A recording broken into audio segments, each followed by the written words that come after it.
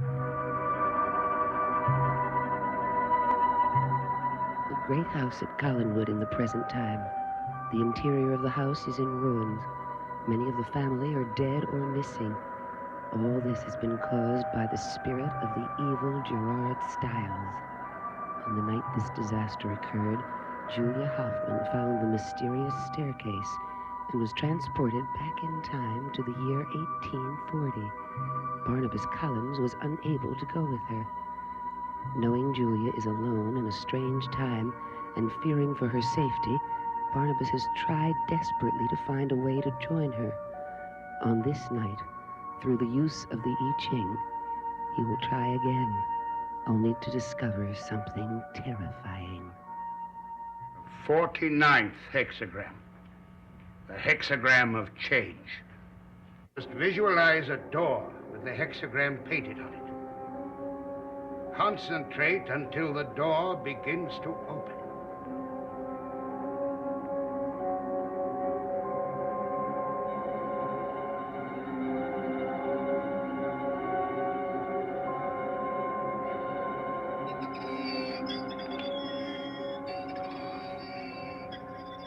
It's opening. Now, you must pass through the door. Rise and go through that door.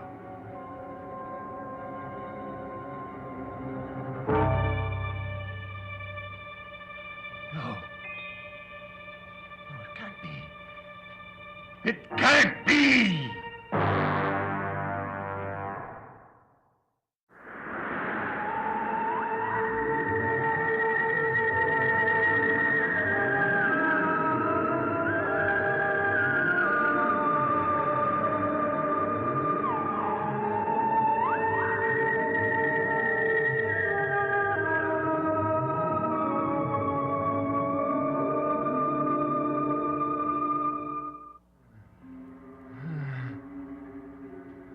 What is it, Barnabas? I must get through. But I can't. Barnabas? I can't move. Barnabas! Why can't you move? You shouldn't have stopped me. I was afraid something terrible might happen to you. Could you see anything through the door? Yes. Yes, I saw an inscription on a tombstone. Julia Hoffman Collins. Julia Hoffman Collins. Could you read the date? Yes. October the 6th. 3 days from now. I don't know about the Collins, but I've got to get back there by October 6th. Barnabas, is it possible that everything you saw could be merely an hallucination? I can't believe it was. Well, there's one way to find out.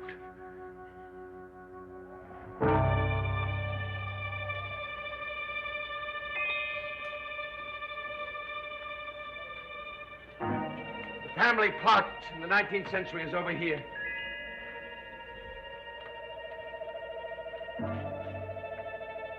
Certainly weren't imagining things. You were right about 1840. Why Julia Hoffman Collins? Well, I guess that she was trying to give the impression that she was a member of the family so that she could be accepted more quickly. Yes, that certainly seems to make sense. But even if you succeed in going there, how can you be sure you'll get there before the day she dies? I don't know, and I don't know anything, but all I know is that I must find a way, and I must do it within these next 3 days.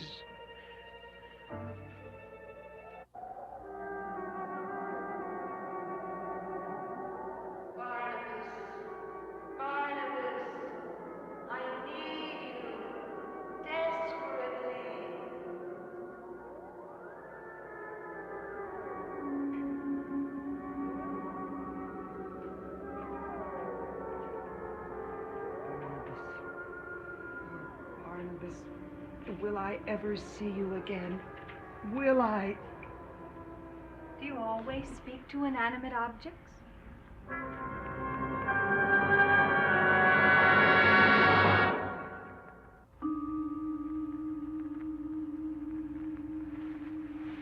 How do you do? I'm Roxanne Drew, Samantha's sister.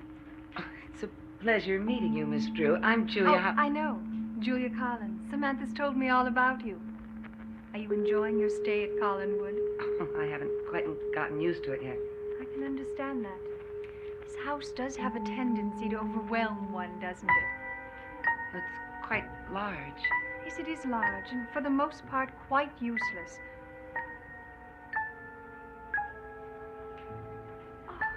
Oh, please forgive me. This is Lamar Trask. Lamar Julia Collins. How do you do, Miss Collins? It's a pleasure meeting you, Mr. Trask. Lamar's an old friend of the family. He and my father are very close. Lamar has his business in Collinsport. Can you guess what business he's in? I'm sure Miss Collins isn't interested. I just wanted to see if she could guess. Well, I'm afraid I'm not very good at guessing. Lamar is a very successful undertaker. Or do you prefer mortician, Lamar? It really doesn't matter. Anyway, that's why he never smiles. Though I've never known an undertaker who did. In spite of how richly rewarding it is, death is a very solemn business. Is something the matter, Miss Collins? No, what?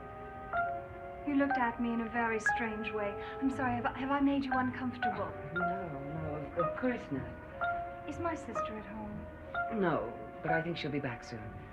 Then we won't mind waiting, will we, my dear? But shall we wait on the terrace?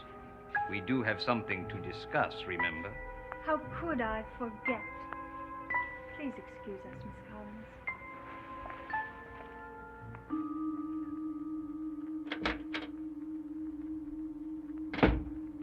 How different she is from the Roxanne I met in 1970.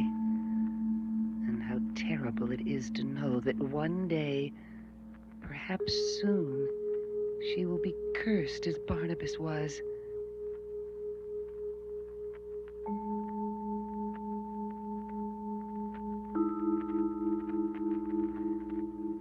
If I only knew when it will happen and who will cause it, maybe I could tell her. But there's no way of knowing. No way at all.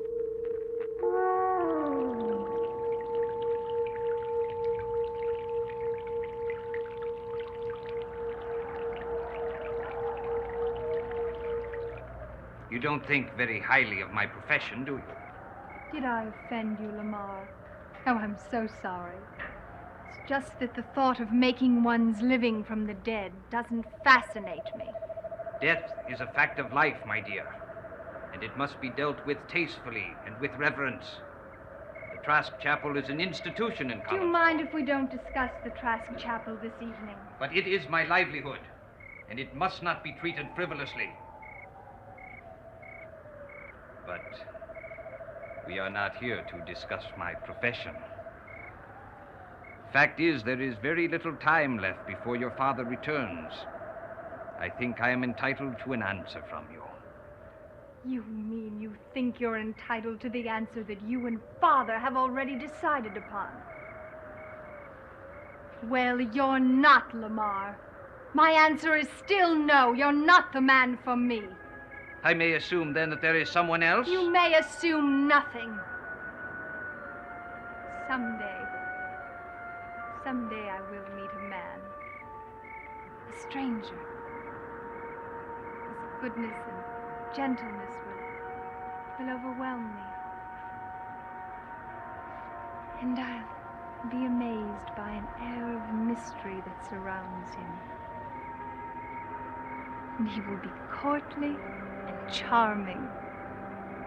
And he will love me as I want to be loved. I've always dreamed of such a man, and I know that we're destined to meet.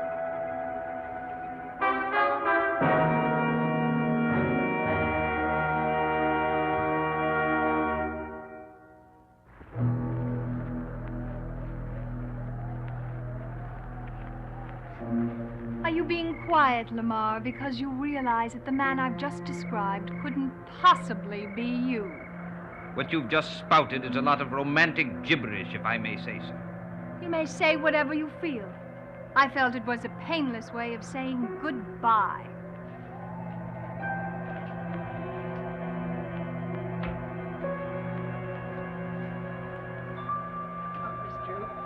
beg your pardon, but your sister has returned. She's in the master bedroom. Thank you, Miss Collins. It's all right, Lamar. I know my way.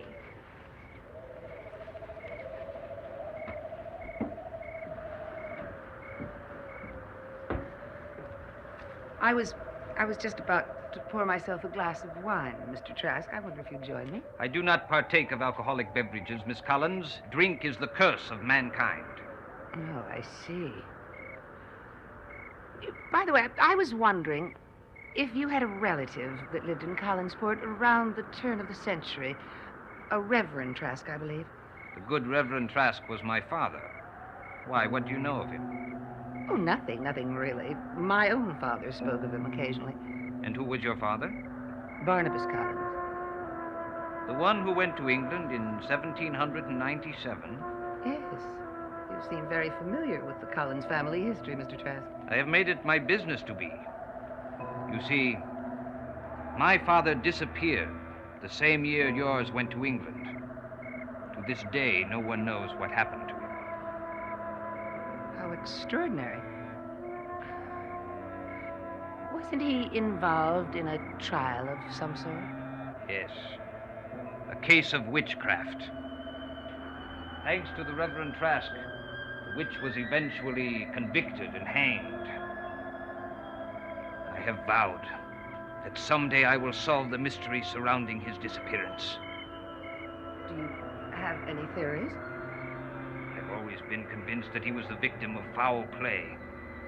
He was last seen by a villager as he entered the gates of Collinwood.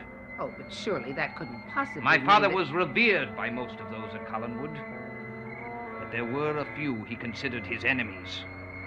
Creatures of sin, he called them. Did he name them at all? No, but he made it clear that they were under the influence of the evil spirits at large in the house. Someday I will discover what happened to him, and who was responsible. And if that person is still alive...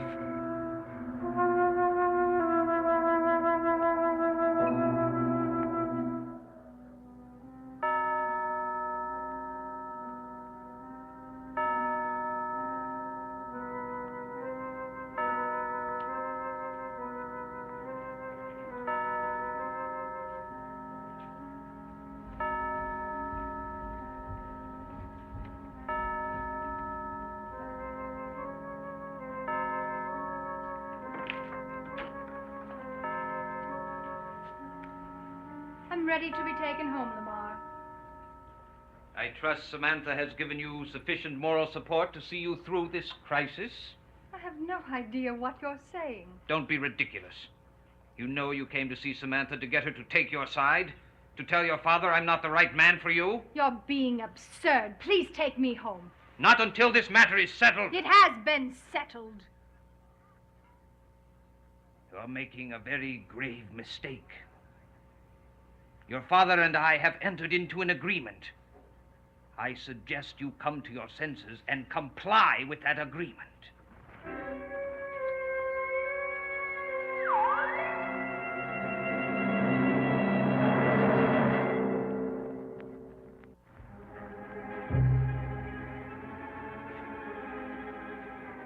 I knew from the moment I met you that I would never marry you. I resent the way you and my father have plotted this little marriage scheme. And I resent being treated like a parcel of real estate. Well, leave me alone. Go back to Collinsport and bury someone. You seem to enjoy that so much. Good night, Roxanne. Goodbye, Lamar. I'm terribly sorry. I had no idea the two of you were having a private discussion. What a polite word for it. It's all right, Miss Collins. It doesn't matter. I'm happy to be rid of him. Are you rid of him? Oh, yes. Yes, he'll go back to his funeral parlor and brood for a while. Father will be furious. Curse my ingratitude. And then he'll find another ideal husband, and the cycle will begin all over again. But I'll be ready for it. I always am. Good night, Miss Collins.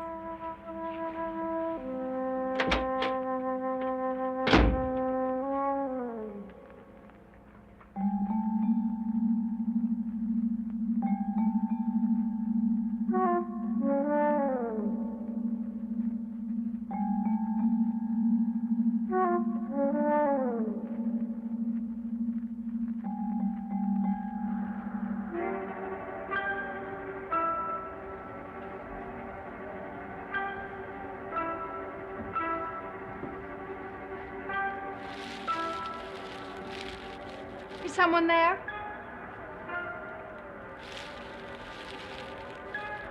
Who is it? Who's there? Who are you? What are you doing out here? There's no reason for you to be afraid. Please don't. Kindly answer my question. Who are you? My name is Barnabas Collins. I just recently arrived from England. If you're really a Collins, what are you doing lurking around out here on the terrace? Well, I was just about to go inside. Please don't tell them you saw me. I don't want to spoil my surprise for the family. Oh, I see. They don't know of your arrival. No. May I ask who you are? Oh, I'm Roxanne Drew. Roxanne. It's a beautiful name. Are you planning to stay at Collinwood? Well, I hope to be. But my plans aren't finalized yet.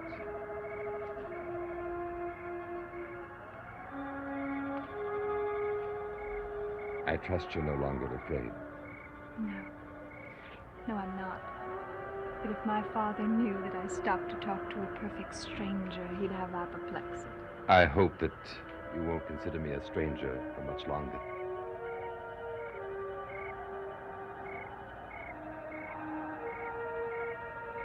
A most amazing man, Mr. Collins. I really should be on my way. Miss Drew, may I see you again? You're very direct, aren't you? You may not understand this, but when I first saw you, I had the feeling that somehow we were always destined to be together and meet. You're a most unusual man, Mr. Collins. Barnabas. May I call at you at home? My father is out of town on business for a few days. We have a guest in the house, but she retires very early. I'll be pleased if you call on me anytime you wish. You can be sure I will. Till we meet again. Good night, Barnabas.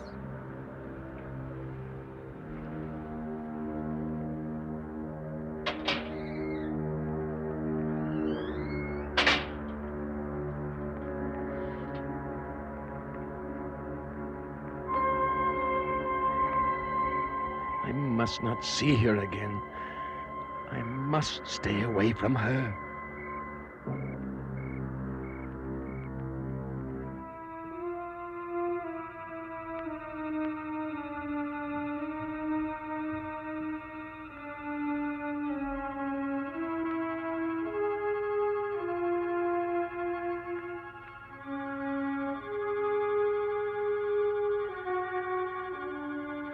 I was so sure he'd visit me tonight.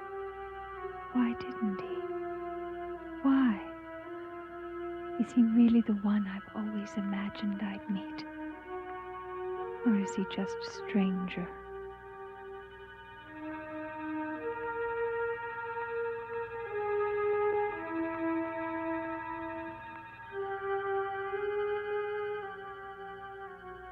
He said he'd be staying at Collinwood. I'll see him again then.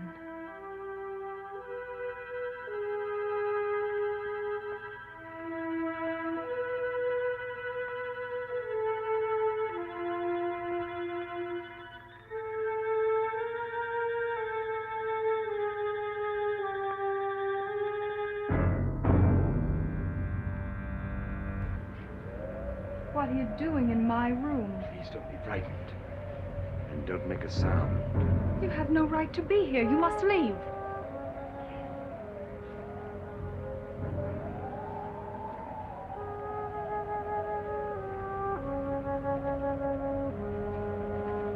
I should have resisted coming to you like this, but it was impossible. I kept seeing your face before me, hearing the sound of your voice. I am the stranger you spoke of. And I will love you as no one else ever has. I cannot help myself.